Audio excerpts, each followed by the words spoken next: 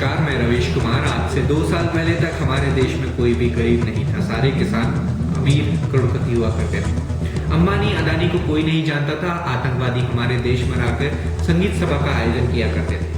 हमारा देश अमेरिका से आगे था। कुल मिलाकर मार्क्सवादियों और कांग्रेसियों के राज में हमारा देश का वातावरण स्वर्ग सा था। फिर मई 2014 में सत्ता परिवर्तन हुआ। उसके बाद हमारे देश में रक्तपात होने लगा। आतंकवादियों ने गोली चलाना शुरू कर दी। किसानों ने अचानक ही आत्महत्या करना शुरू कर दी क्योंकि वे गरीब हो चुके थे।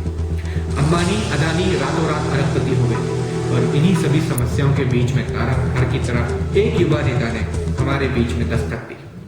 9 फरवरी से लेकर आज तक जेएनयू कांड के जितने भी रंग देखने मिले हैं, उनके मुख्य सूत्रधार कान्हा कुमार को आज कोर्ट से जमानत मिली है। कान्हा कुमार की जमानत की खबर सुनते ही छात्रों के बीच में जश्न सा माहौल है।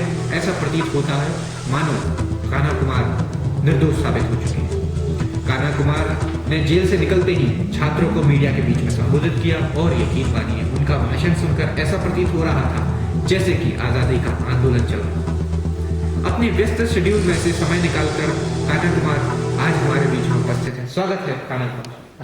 नमस्कार कवि जी। कान्हा जी, तकरीबन 20 दिन आपने जेल में गुजारे, कैसा अनुभव रहा आपका? हम लड़के लेंगे आजादी, आरएसएस से आजादी, भ्रष्टाचार से आजादी। ठीक है कान्हा जी, लेकिन आपको जेल से जो आजादी मिली है उसके बारे में आप क्या कहना चाहेंगे? अरे जेल में आजादी कैसी कवि जी, वहां पे तो सब हमारे भाई जैसे थे। जितने पुलिस में लोग जाते हैं वो या तो गरीब होते हैं या मजबूर होते हैं, वही लोग तो जाते हैं पुलिस में। आपका कहना है कि जितने गरीब होते हैं, जो पुलिस वाले होते हैं, वो सिर्फ गरीब होते हैं, मजबूर होते हैं और सिर्फ एक मजबूरी के कारण वो पुलिस में जाते हैं। देश सेवा जैसा उनकी कोई भावना नहीं होती है। देश सेवा कवि जी जिनको करनी होती है वो लोग तो देखिए आर्मी में जाते हैं और पुलिस में नहीं जाते हैं वो लोग।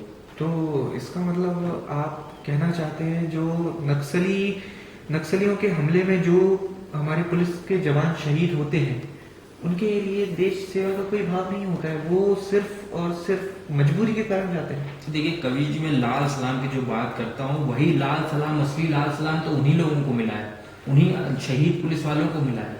पुलिस वालों को लाल सलाम मिला। अच्छा, तो जिसके लिए आपने शायद आपकी ही संस्था ने जेएनयू में 2012 में एक कार्यक्रम आयोजित किया था, आप उसी लाल सलाम की बात कर रहे हैं? जी बिल्कुल, आपने सही बोला कवि जी। मैं बताता हूँ आपको कि उस टाइम पे भी कवि जी हम लोग काफी इस तरीके के आंदोलन किया करते थे, एंटी नेशनल और सब किया करते थे, लेकिन कभी भी गवर्नमेंट ने किसी भी छात्र नेता को या हमारी आवाज को दबाने की कोशिश नहीं करी, किसी को जेल नहीं भेजा। लेकिन इस राज्य में जितनी बार ये सब हो रहा है, और हम लड़के लेंगे आजादी, भ्रष्टाचार से आजादी, बीजेपी से आजादी, आरएसएस से आजादी। नहीं, लेकिन कान्हा जी, आप आजादी की बात करते हैं, भ्रष्टाचार से आजादी की बात करते हैं। चलिए, भ्रष्टाचार से आजादी आपको भी चाहिए, मुझे भी चाहिए, और मुझे उम्मीद है कि हमारे सारे दर्शकों को और पूरे देश को भ्रष्टाचार से आजादी चाहिए। तो मैं जानना चाहता हूं, और यकीनन मेरे दर्शक भी जानना चाहते होंगे कि आप भ्रष्टाचार से किस प्रकार से आप आजादी लेंगे, आपका क्या रोड मैप है, आपका प्लानिंग क्या है, आप कुछ समझाएंगे? जी कवि जी, देखिए जितने भी आजादी के आंदोलन हुए, और देखिए आप किसी भी चीज से आजादी चाहिए तो उसके लिए आंदोलन और नारेबाजी, यही एक मुझे लगता है कि सबसे सही विकल्प है इसे। आंदोलन और सिर्फ नारेबाजी और आंदोलन से आपको आजादी मिली, कैसे? बिल्कुल कवि जी, देखिए मैं आपको याद दिला दूं, आपको याद होगा 2012 में एक आंदोलन हुआ था भ्रष्टाचार के विरुद्ध। जी जी। और जो है उसमें एक दिल्ली में सत्ता में पार्टी आई थी, उसको बहुमत मिला था नारे और आंदोलन लगाने से ही। जी। और आप देखिएगा हम लोगों को भी इसी प्रकार से हम लोग गवर्नमेंट में आएंगे और लेके रहेंगे आजादी, हम भ्रष्टाचार से आजादी। जी, तो आप आजादी की बात करते हैं। अच्छा, मैंने आपका भाषण सुना जी कान्हा जी, उसमें मैंने सुना कि आपने बोला कि आपके आदर्श जो है वो स्वर्गीय रोहित वेमुला जी हैं। तो मैं ये जानना चाहता हूँ कि क्या आप ये जानते हैं कि जो आत्महत्या है हमारे देश में गैर कानूनी है, अपराध माना जाता है, और आप एक ऐसे व्यक्ति को अपना आदर्श मानते हैं जिन्होंने आत्महत्या करी, और जो एक आपराधिक मामला होता है बेसिक आत्महत्या का, तो आप क्या कहेंगे उस बारे में? नहीं देखिए कबीर जी, मैं तो आपको जानता हूँ, देखता रहता हूँ, और आपको भी ये चीज पता है कि आप फॉलो कर रहे हैं उस चीज को। तो आप इस चीज को आप ये बताइए कि आप कैसे कह सकते हैं कि वो आत्महत्या थी। और वहां पे देखिए पप्पू जी गए, वहां पे मफलर मैन जी गए, और बड़े बड़े नेता लोग वहां पे गए और उसको हत्या बनाने में हम लोग इतनी दिन रात एक करे हुए हैं, मेहनत कर रहे हैं। और आप देखिएगा कबीर जी कि हम लोग इसकी मेहनत, आप लोगों की मदद से हम लोग इस चीज को हत्या बना के रहेंगे और बनाने में सफल हो जाएंगे। आप, मैं बता रहा हूँ आपको। अच्छा, बिल्कुल, ऑल द बेस्ट है आपको उसके लिए।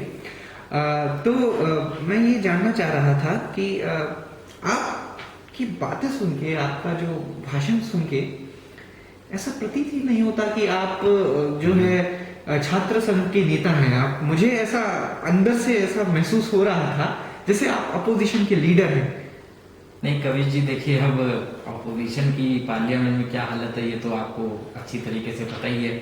और इसलिए पार्लियामेंट के बाहर हम लोग एक अपोजिशन खड़ी करने की कोशिश कर रहे हैं। और अपोजिशन तो देखिए कबीर जी, बढ़ाना है हमको तो सत्ता में जाना है। अच्छा, सत्ता भोगी बनना चाहते हैं आप। ठीक है, तो अगर ऐसा है तो फिर आप सीधे सीधे जो है आप जो रियल पॉलिटिक्स में क्यों नहीं आ जाते? आप जो रियल लाइफ में ही मतलब क्यों नहीं आते? आप स्टूडेंट बनने का जो आप क्यों दिखावा करना चाहते हैं? नहीं कबीर जी, देखिए अभी हम ट्रेनिंग पीरियड में, अभी हम छोटे नेता हैं और जेएनयू जैसा मंच हमको जो मिला है वहां पे हम अपने आप को फेमस कर रहे हैं और आप लोग हमको फेमस करने में लगे हुए हैं दिन रात। और हमारे जो असली प्रोफेसर लोग हैं, मफलर मैन जी जो हैं और पप्पू जी जो हैं और लाल राम यचूरी जी जो हैं, इन सब लोगों ने हमको काफी अच्छे से ट्रेनिंग दिया है। और जब ये लोग हमको किसी पार्टी से कहीं से टिकट देके, वो हमारी डिग्री होगी और उस दिन हम देखिएगा लड़के जीत के आजादी लेंगे और हम लोग सत्ता में आएंगे। बिल्कुल सही बात बोली आपने।